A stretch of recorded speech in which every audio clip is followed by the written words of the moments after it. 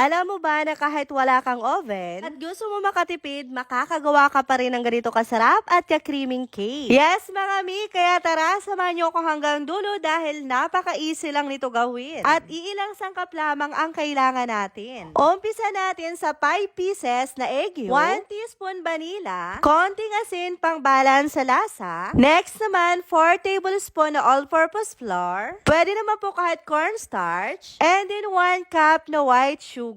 So, okay na yan. I-mix muna natin para mag-well combine yung mga sangkap na inilagay natin. So, after nito, mag-add po tayo dito ng 1 can na evap milk. And then, i-mix natin ulit ito. So, pagkatapos nito, pwedeng-pwede na po natin i-on yung ating apoy. So, kailangan mga mi, continuous lang po yung pag-mix natin para maiwasan natin na magkaroon ng bobong flour. So, after 5 minutes po, nag-add na po ako dito ng half bar na margarine. And nilulutuin pa natin ito ng mga 1 minuto. And then kapag okay na nga, ilalagay po natin dito sa ating paglalagyan and then medyo papalamigin natin ito. Tapos takpan natin, ilagay natin ito sa freezer na mga 20 minutes. So after 20 minutes mga mi, ito na nga siya. So kailangan i-mix natin.